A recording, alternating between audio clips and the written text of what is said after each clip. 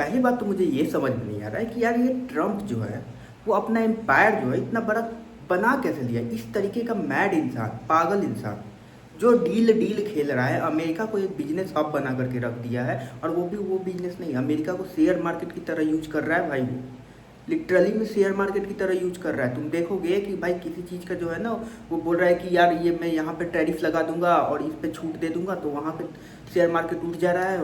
वहाँ पे बोल रहा है कि अब मैं इस पे टैरिफ लगाऊंगा, इसको छूट दे दूंगा, वहाँ पे शेयर मार्केट उठ जा रहा है और भाई बहुत ही प्रॉफिट कमा रहा है। इनफैक्ट ट्रम्प का परिवार जो है वो पाकिस्तान के क्रिप्टो से कमा रहा है भाई। सोच लो, पाकिस्तान जैसी कंट्री के।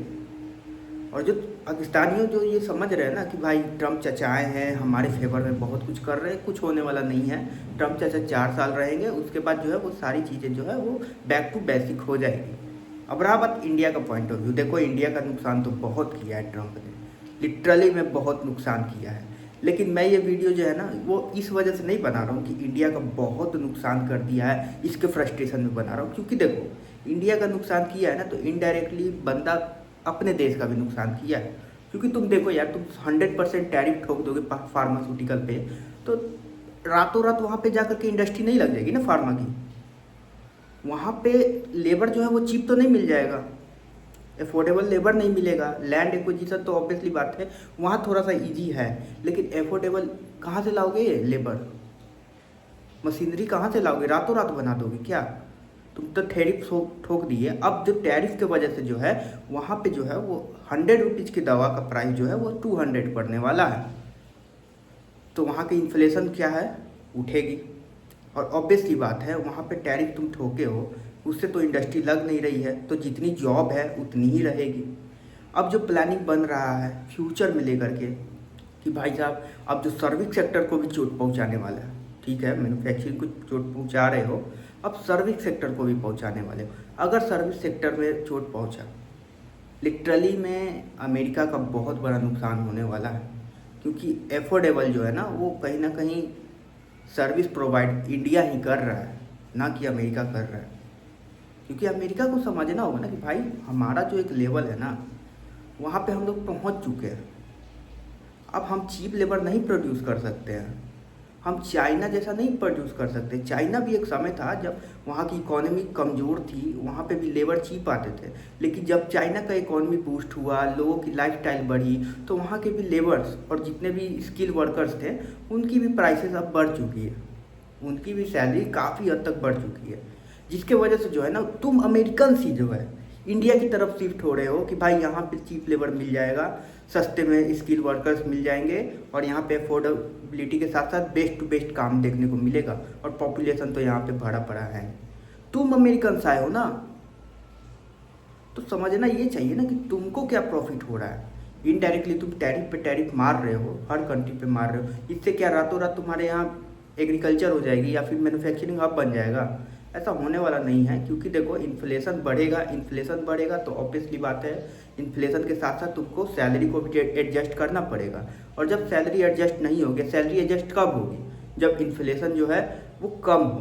तुम तो इन्फ्लेशन बढ़ा रहे हो, तो चीप लेबर कहाँ से लाओगे? और महंगा ही लेबर प्रोड्यूस कर पाओगे। लॉजिकली सेंस है भाई। और वही रीजन जो है ना वो कहीं ना कहीं मुझे ऐसा लगता है कि बहुत ज़्यादा बैकफायर करने वाला है। अब मुझे ऐसा नहीं लगता है, देखो यार एक इंसान का मेंटली जो स्टेबिलिटी होती है ना वो 3-4 प्रकार की होती है। पहला जो है वो आदमी जब पागल होने वाला होता है ना तो गुस्सा बहुत करता है, चिड़चिड़ाए रहता है। फिर दूसरे स्टेज पे जो है वो अनसंट बोलने लगता है।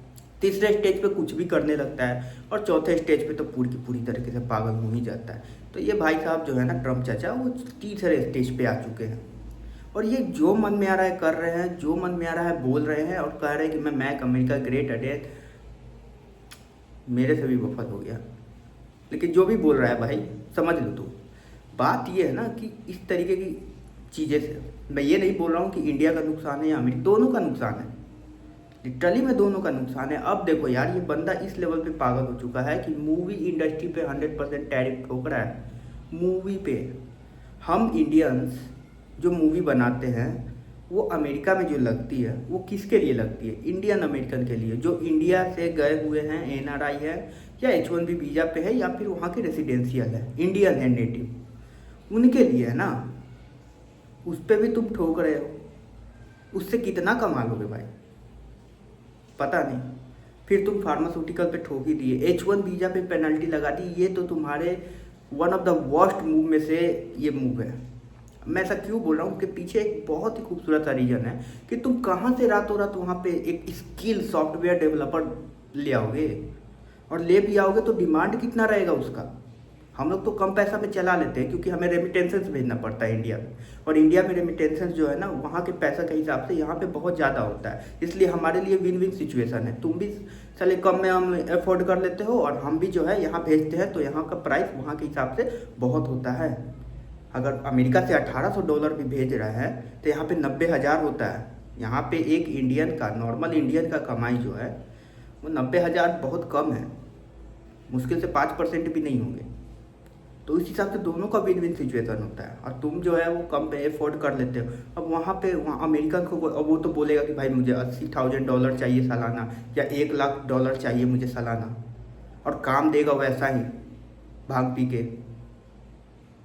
तो नुकसान इसमें तुम्हारा बहुत ज़्यादा होने वाला है। इनफैक्ट अमेरिकन ही बोल रहे हैं इस बात को कि H1B वीज़ा की वजह से ही अमेरिका ग्रेट बना है।